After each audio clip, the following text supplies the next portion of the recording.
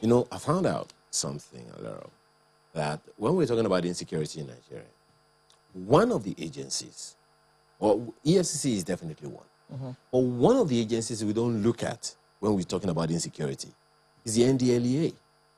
It's one of the security agencies in the country, and we just don't seem to know the nexus. No, the thing is that people don't regard them as a security agency. When they, when, you know, taking drugs is a big security issue. And you will recall that lately, since, is he a general or what is he? Well, general. Yeah? General Marua got there.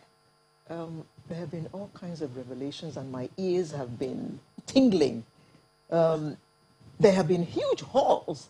I mean, and we all look at it and say, God, all this is going on. But nobody seemed to have noticed that this was going on. And remember the time that this word came into most of us vocabulary, tramadol. Was shocking. It was shocking when it came out. And well, then the use of codeine in Nigeria, what young people are using codeine for, what they're using glue for. Everyone almost is looking for a high from one thing or the other. I don't even want to go into some others that are not legal drugs. So we do have, oh dear, I lost it. Oh, no, you haven't. The person you're talking about is the director of media of director of media of the NDLEA. He's the new director of media, Femi Babafemi. Good morning, Mr. Babafemi. Good to have you with us. Good. Thank you. Good morning to you over there. He says over there. Well, you have just moved from another agency, and it looks like, well, you have moved to a hotbed of activities. Absolutely. Well, it's all in the interest of our nation, national service, I'll call it. I remember some years ago I was in EFCC, but today I have the privilege again to serve almost in a similar office, but in a different organization. That is speaking for a law enforcement agency, but this time around the NDLA, an agency saddled with the responsibility of fighting drug abuse, trafficking, peddling, and the big guns behind it, those are the drug barons. And that's what we've been doing for the past week since the new chief executive of the agency, General M.B. Mara, came on board. It's been a busy time. It's been a busy period for us in terms of fighting the drug supply, in terms of, trying to reduce the demand, and in terms of trying to work on rehabilitation of drug addicts, trying to save those that are yet to get into the ring of addiction. So it's a whole gamut of activities for us in the organization. Now, Mr. Babafemi, please help us wrap our heads around this. Customs hands over drugs worth 230 million naira to NDLEA in Ogun. NDLEA arrests notorious drug trafficker, recovers cocaine hidden in Monarch's Palace. NDLEA seized 60 billion naira worth of narcotic drugs in 6 weeks. NDLEA arrests suspected drug trafficker with 3 parcels of cocaine. NDLEA confiscates over 17 million naira worth of illicit drugs. Now, all this is kind of scary. How big would you say our drug problem is in Nigeria? Not as a transit route, as an end user destination. Absolutely. We have to properly situate the problem of drugs at the moment in the country, and there is no way we can deny the fact that there is a nexus between drug use and the level of insecurity we have across the country, whether you talk of insurgency in the northeast, banditry in the north central, or you talk of kidnapping all over the country, there is a nexus.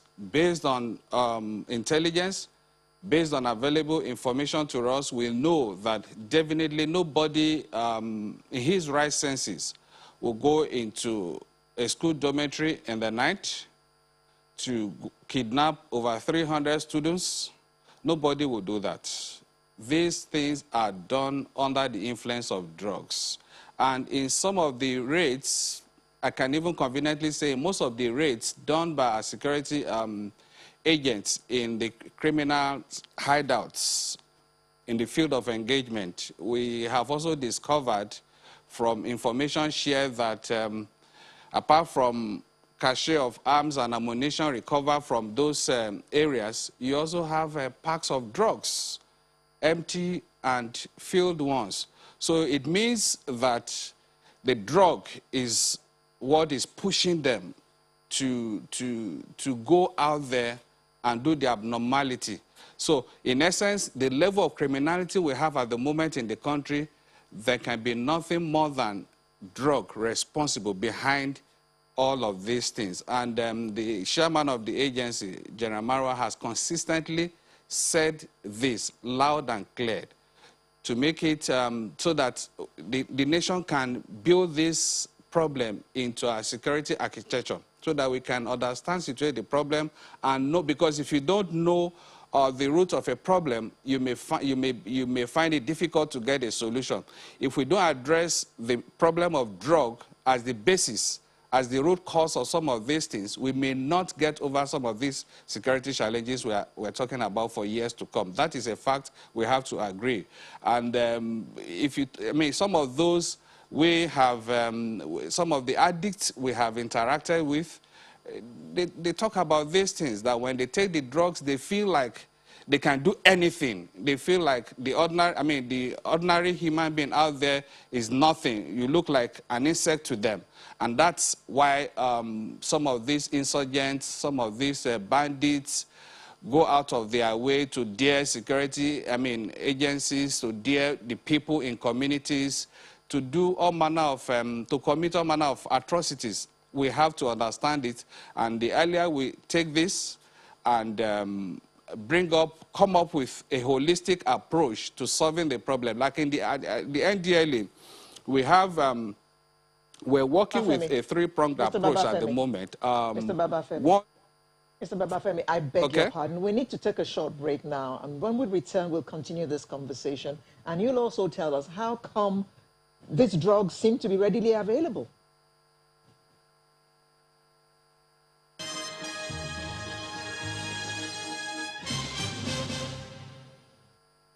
Welcome back, and thank you for staying with us. We still have with us Mr. Femi Babafemi, who is the Director of Media over at NDLEA. Mr. Babafemi, you were telling us about how bad our problem is with drugs, and I wanted to add to it. So if it is such a big problem, how come it is so readily available that anybody, it seems, has access to it? Yeah, that's a problem we are contending with. And like I was trying to talk about a three-pronged approach at the moment that the new leadership of the agency has adopted, and that is the drug supply reduction, drug demand reduction, and the rehabilitation, which is and along with the prevention. Now, yeah, I saw you reading out some reports on your iPad about some of the things the agency has been doing in the last few weeks, and that is talking about arrests, seizures, raids. It's almost on a daily basis. So the problem had permeated into our society, deep into the communities. So it's a whole lot of effort we are putting into it, and that's why General then, I think on January 18, when he resumed, told the officers, commanders of the agency that the new maxim in the agency is offensive action. The offensive action is what you've been seeing in the last few weeks, that is arresting, taking the battle to the doorsteps of the traffickers, of the users, and the bearers. And that's why you've been seeing arrests, seizures at our airports, our seaports. You are talking of arrests, seizure of drugs worth billions, in some cases over 30 billion naira. That's huge. Just imagine if such had escaped into the country, into our society, into our communities. The problem we are talking about, the problem of insecurity, would have been multiplied all over again. But then it's not something we can, totally get rid of in a day or overnight. It's a process. We are working hard to ensure that we block the supply, and at the same time, we're also trying, because at the moment, you have approximately 15 million Nigerians on drugs. That is huge. That's 3 times a global average. And how do we save the rest? If we say we are 200 million, how do we save about 180 million or 185 million others? So that's what our drug demand reduction approach is also addressing, trying to engage with all the stakeholders, either at the federal level, at the state level, at the local government level, and at the community level, so that everybody, including those of us in the media, we have to see this battle as ours. It's not just what the government, General Marwa, or NDLA alone can do. It's a collective fight, because whether we like it or not, we have people, whether as friends, as neighbors, as family members, who are in this problem. Now, do we fold our hands and allow the thing to degenerate? That will not be in the interest of the country. And we estimate that in another 30 years, by 2050, 30 million Nigerians will be on drugs. We can't wait to have that. If at the moment we have about 15 million on drugs, if we now have to wait till another 15 million join, then would the kind of insecurity problem, we're talking about today will be too small, will be infinitesimal. So we don't need to wait for that. That's why we're trying to mobilize all the different stakeholders in the society, in the country, to buy in and take ownership of the fight, so that together we can get rid of drugs in the country. When we get rid of drugs, you will discover that the level of security challenges we have at the moment will drop drastically. That we're very sure of, because those from Mr. intelligence... yes, please. Yeah, just a moment. So you talked about a 30-year projection now. But the NDLEA is 32 years old. I mean, you're a journalist, you know how the whole thing began. You've followed it, you've reported it, you've guided journalists in reporting these things over the years. Started in 1989. And one wonders, what happened? What are the institutional or infrastructural challenges that's brought NDLEA to its feet, if I can say it that way? I recall your CEO also going to the National Assembly to say he met a comatose NDLEA, literally saying we were not fighting drug abuse until he came back on board. At some point, we seem to have tapered down in the activities. What happened? Yeah, absolutely.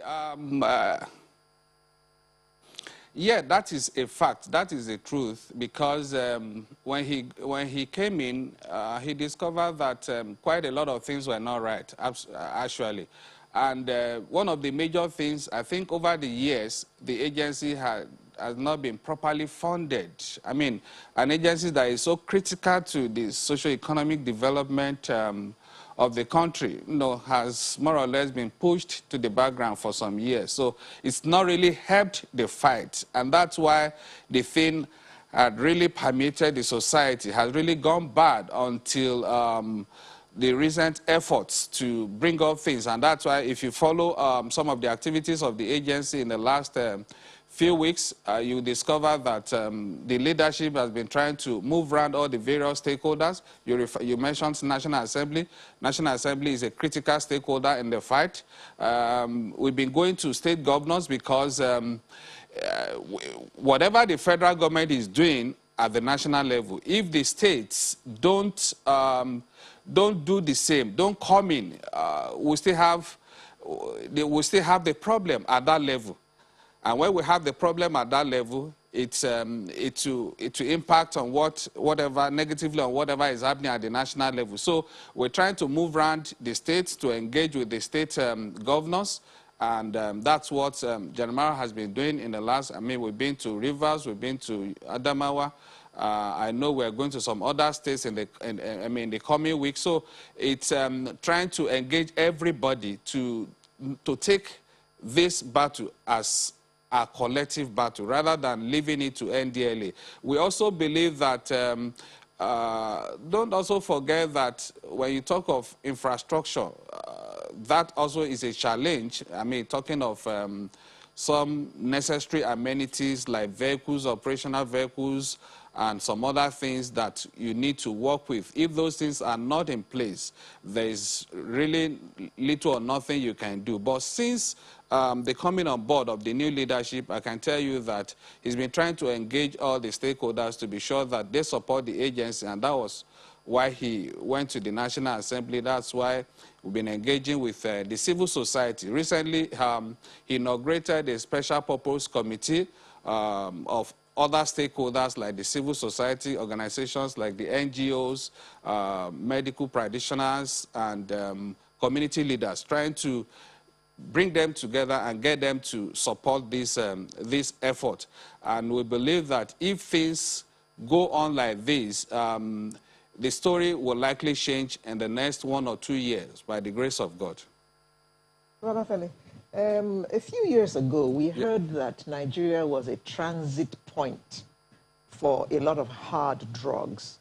But you mentioned earlier that there was a haul of drugs worth about 30 billion naira. I mean, was Nigeria the destination for that quantity of hard drugs? Or was it passing through? Yeah, let me be frank with you. We used to be a transit nation before, but I can tell you that at the moment we're a consumer nation. We consume. Yeah, there are some of these drugs that go through us to some other places. There are some of them that also come through some other countries in here. Just the first week of the coming on board of General Marwa, we recovered also at the Murtala Mohammed International Airport in Lagos, some Nigerians bringing in cocaine worth over 30 billion also. That's the first week. I mean, that's the week of January 18. That week alone, over 30 billion worth of cocaine and heroin were brought into the country. Then recently also, you have at the Apapa port, seaport in Lagos, tramadol, 2 million capsules of tramadol coming into the country. All those things are coming for our use, for our people here. Imagine if those ones have come into the society, the damage it would have done on our youths, on our women, on the vulnerable. Then, again, the most abused of all this, of the illicit drugs, the cannabis, the one we popularly call Indian hemp. Some weeks ago, in Edo State, we had to recover over 230,000 kilograms of cannabis from a community. That's, if I put it, if I put it rightly, that's about 7 fully loaded trailers. Imagine what that would have done to the society. But by the grace of God, we were able to move in with reinforcements, because even our men came under attacks in that operation, but then we were able to help, get reinforcements from some other sister security agencies, and were able to get that destroyed. Again, from some of our raids across the country, all over the country. Nowhere is exempted. No state is exempted as we talk. In some of the raids, that's quite a number of them that were not giving out the figures and statements about for probably because so that we don't jeopardize further investigation. It's everyday thing. Are people, people arrested with volumes of cocaine, volumes of heroin, volumes of D5, Estor 5, and tramadol, codeine. And in fact, at the moment, let me shock you, because of the heavy enforcement we're having at the various borders, whether at the sea borders, the airport, the land routes, now they have tried as much as possible to run away from those places, trying to cross again through our rivers. But then we have gotten intelligence, and the agency is working hard to tackle them in that regard as well. But Mr. Babafemi, but we know that cocaine is not cheap. We know that heroin is not cheap. So, who are those who are patronizing these people enough for them to want to bring it in so desperately? Yeah, they are not cheap, but don't also forget that there are quite a number of people that can afford them in our society. And some raids carried out in Lagos State recently, especially on the island in Lekki Axis. These were people selling for the people in that neighborhood. So you see, in some of the instances, you find sativa, cannabis, common in the where the masses live, because that one anybody can buy that. But when you go to the highbrow areas, like I just referred to Lekki, some of the raids carried out by Lagos Command in Lekki recently, we were able to recover from some of the peddlers cocaine and other opiates. From them, definitely they were retailing, selling for the people in that neighborhood. So it's not cheap, yes, but then our people are on it. I don't know how you're going to do this, but you may want to tell us, I don't know if it's even relevant, how the ratings of these drugs, which ones are we at most, at risk of? Is it cocaine? Is it tramadol? Is it cannabis? Which one? And then perhaps also, with the little time that we will have, what are we doing in the states where these things seem to be having some foothold? But that's after this break. Stay with us. Well, thanks for staying with us. Mr. Babafemi, I'm more interested in this next one as opposed to what I had in mind the others, because we know that the risks are quite high. Cocaine, tramadol, and then you mentioned see something the other time, and I was wondering, what are those? But then clearly there are several kinds of illicit drugs that people may not even be aware of. But talking about the catchments that have been arrested, intercepted, and things like that, talked about the 30 billion worth of cocaine, 30 billion worth of this one and that one, the ones customs handed over to NDLEA. Question a number of people might be asking is, what do you do with those ones that are intercepted? What do you do with those drugs that are mopped up from the society? Where do they go? Yeah, absolutely. These are drugs that we keep, we warehouse, and ultimately for destruction, because at the moment, that's the policy. They are warehoused until a convenient time, especially when some of the cases related have been dispensed of at the courts. So when that is done, then the agency handles it the way it used to, and that is destroying them, because we can't afford to allow those things escape back into the society. Basically, they are for destruction, nothing. Tracking from the origins. one wonders if there is any action in terms of control of the drugs coming into the country. Are we able to source or identify the countries from which these drugs come and have conversations with those countries and say, don't allow these things to come to our nation anymore? Yeah, absolutely. There have been discussions, there have been efforts in that regard. Don't also forget that Nigeria has mutual agreement with some of these jurisdictions, especially Brazil, where most of these drugs come in at the moment. If you look at some of the seizures at the airport in Lagos, some of the seizures at the seaports also in Lagos, most of them came in from Brazil. There have been efforts at the moment engaging with all these other jurisdictions so that they can also try as much as possible to, even at that, I also like to point out that beyond Nigeria, NDLA also worked with other international bodies like the DA in the US, the UK Border Force, and similar organizations in other countries. We share intelligence, and some of the arrests and seizures made here can also be linked to some of those collaborations. That I can assure you. And, you know, these people can be very, very ingenious. Some of the ones we have recovered, we've shared quite a number of the videos online. I can tell you that, like the one we recovered just this week, we're yet to release that. Somebody packaging drugs, cocaine, into herbs, what you call in our local parlance, agbo.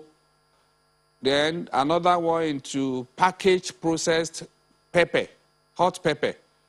You see, those, imagine somebody also packaging cocaine inside yogurt, like the man that was arrested in Sokoto trying to cross from through the land border there to Niger Republic and ultimately to Algeria, where he's based.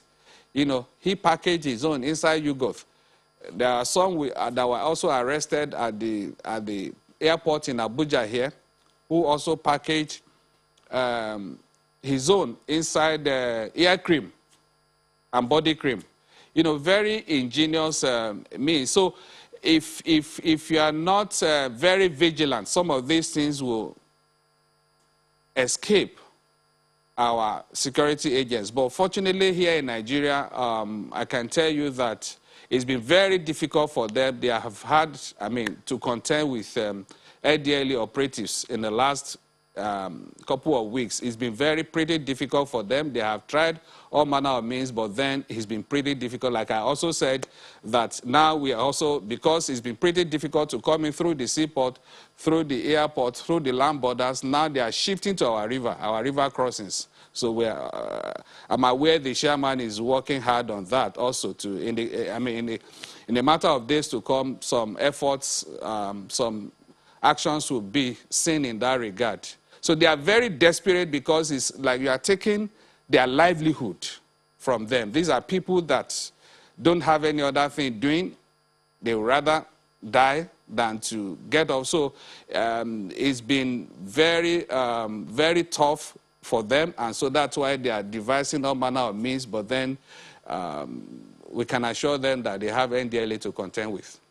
Still talking about our relationship with other countries, what kind of agreements you have with other countries regarding drugs coming into our country. Can you talk to us about Operation Eagle?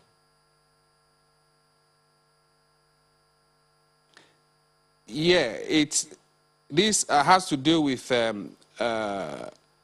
it's an international collaboration where intelligence is shared. For instance, there are certain things I may not be able to declare on air, but then let me just give you a hint. If some people who are suspected from other jurisdictions are coming into Nigeria, we have intelligence ahead of their arrival. So, and in some instances, I could even say in most instances, by the time we'll screen them here, we'll discover that they have drugs somewhere hidden, whether in their body or in all manner of false platforms in their travel bags. So that has worked. So that it has to do with a multi-agency collaboration to share intelligence and to also bust some of this drug hauling. Well, Mr. Babafemi, you know, when you were talking about how people parcel these illicit drugs, I saw a video that made the rounds of people parceling these illicit drugs in seasoning cubes. So you would have bought and just about to put it in your soup, perhaps even put it in your soup. Some people say that they will even use it to make beans. But I'm just trying to imagine, Mr. Babafemi, if these conversations are still ongoing with our locals as well.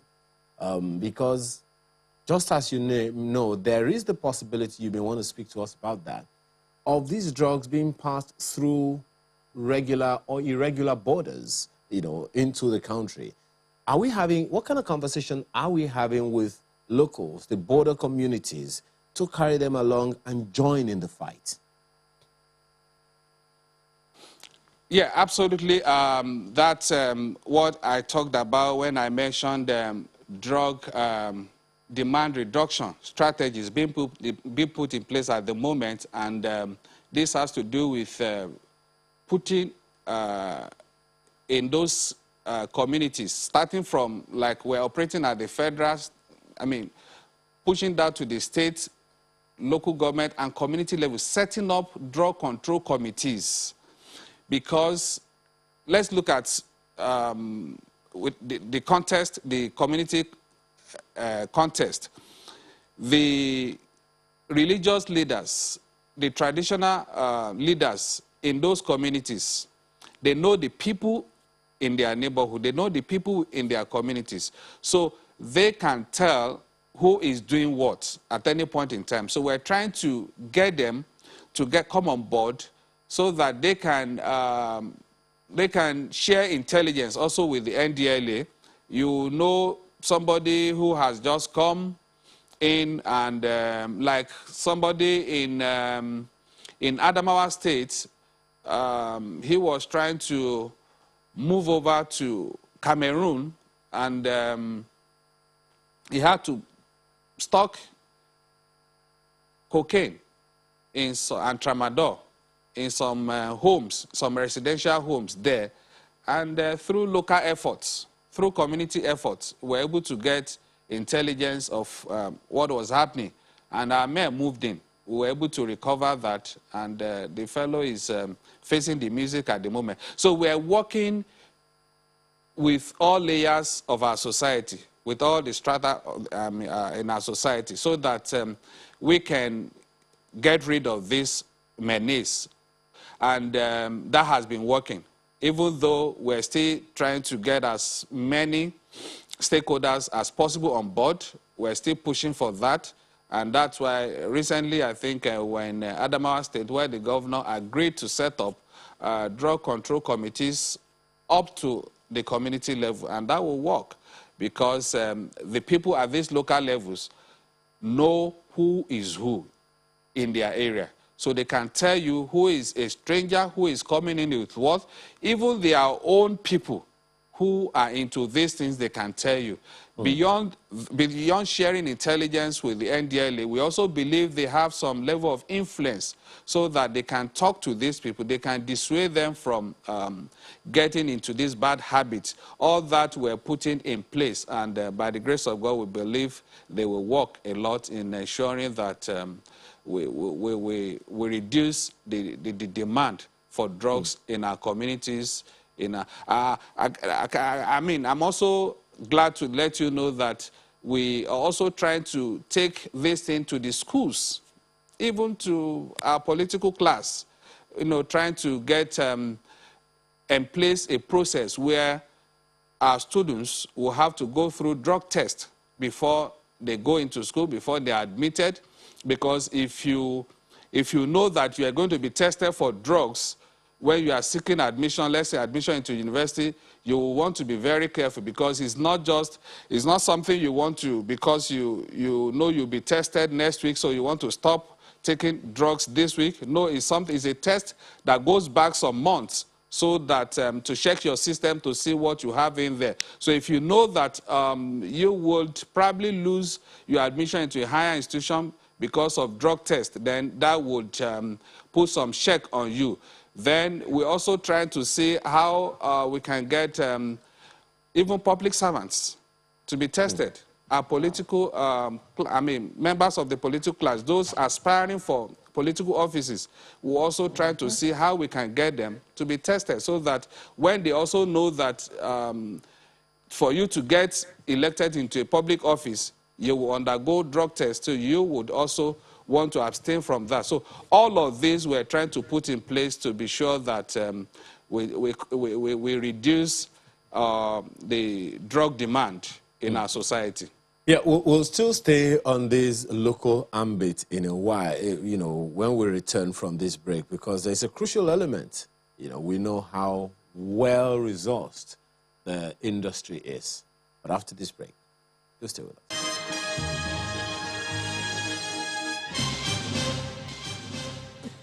Well, thank you again for being with us. Mr. Babafemi, one wonders if there is a plan or effort by the Drug Law Enforcement Agency to incentivize people. Why? Because you know how big and well-resourced the drug industry is. So it's easy to mobilize or manipulate people to keep quiet, to not give information to government, So they can really easily give people incentives to shut up or to just look the other way. Is there any such plan or thinking by the NDLEA to encourage people to give information to the law? Thank you. Absolutely. We have a system being put in place at the moment, because we know some Nigerians are usually scared or skeptical about giving information to law enforcement agencies because of the fear of the repercussion of that and what have you. But then at the moment, we're trying to put in place a system where people can report, can give information anonymously. That is one. Two, we're also trying to see, we're also working on a system which has been running anyway, where people who give information are compensated, so that would also encourage, that is, I'm talking of useful information, information that leads to definite seizure, not fake information. No, we're talking of accurate information that leads to definite seizures. We're working on all of that, and I'm sure in a matter of weeks, we will be making this public, dedicated phone lines, email addresses that people can use to reach the NDLA, because we know that it's not what, moving drugs around is not just what an individual can do. It's a chain. There are people, even though it's a very complex and complicated chain, because some layers in the transaction, they may not even know who is the ultimate beneficiary or even the owner of the drug. But then we're trying as much as possible to see how we can break into this chain and get information. That has been working, and we'll continue to work on that.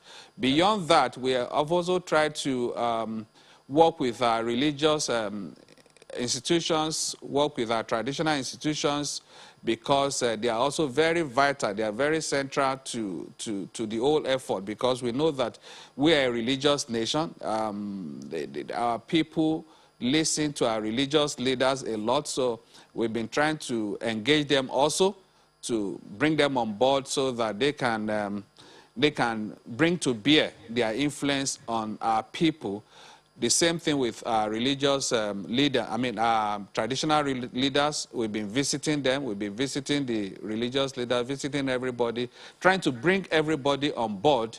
And I can assure you that there are processes ongoing by the new leadership to encourage and give incentives to people who are involved, who are getting involved. Even though we don't have all the resources, we're trying as much as possible to plead and beg the relevant authorities and stakeholders to support. But then the much we can do from this end, we'll continue to do to ensure that we make a success of the task at hand.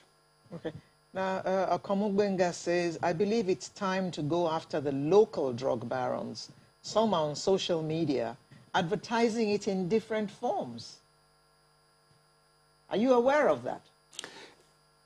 Yeah, I just yesterday, I can assure you that we got a report. Something happened, I think it was in Abia, where somebody was advertising drugs. I mean, the video went viral, and the chairman got wind of that and directed the command in that state to do all it could to get the people involved. And I can tell you now, live, that the people involved have been arrested. We will not let any of those things pass us by.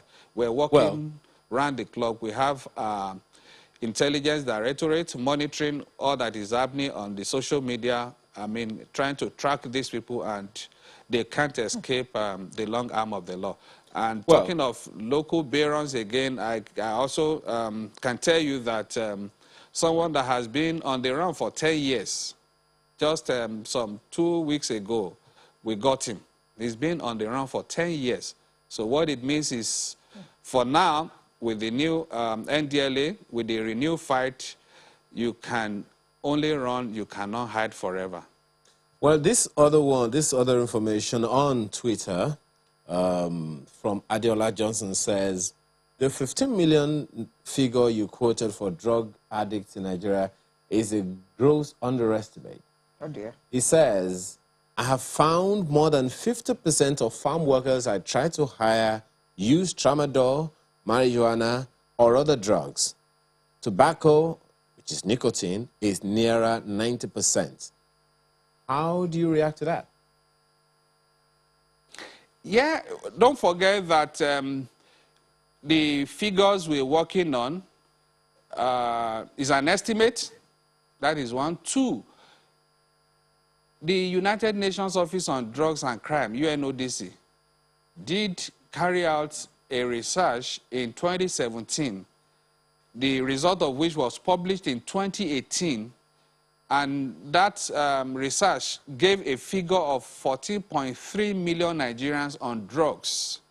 And we calculated that between 2018 and now, the least we could have, the least that could have joined that ring, and that was why we have about 15 million at the moment, and we're already estimating.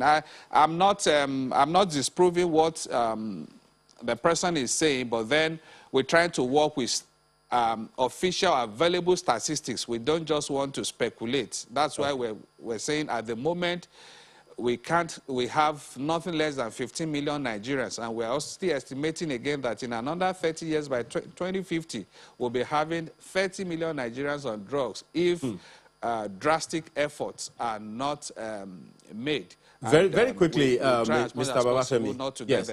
Just a moment. This one will take you just about 5 to 10 seconds to respond. We have a national drug control master plan. Can Nigeria be drug-free? If you say yes, how soon?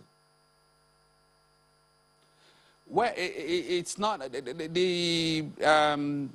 What we had before was 2015 National Drug Control Master Plan, 2015 to 2019, and following the work of Presidential Advisory Committee for the Elimination of Drug Abuse chaired by General Marwa, then that worked between 2018 and 2020, and some other bodies, they've been able to come up with another master plan from 2021 to 2025.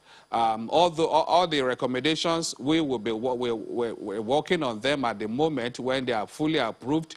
But then it is not an impossible task. It is not a hopeless situation. We believe that if the NDLEA has all the needed support, has all the needed encouragement and funding, definitely we'll get to the bottom, we'll get to the root of it and solve the problem. It's not an impossible task.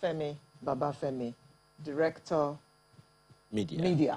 NDLEA, thank you very much for coming to enlighten us this morning. And all we can do is wish you all the best in your present task.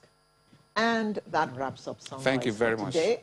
I'm Alero Edu, wishing you a blessed week, a happy weekend, and see you next week with a fresh edition. And I'm Ayo Makine. It's almost lunchtime. Enjoy the rest of your weekend. It's almost lunchtime. Why are you looking at me like that?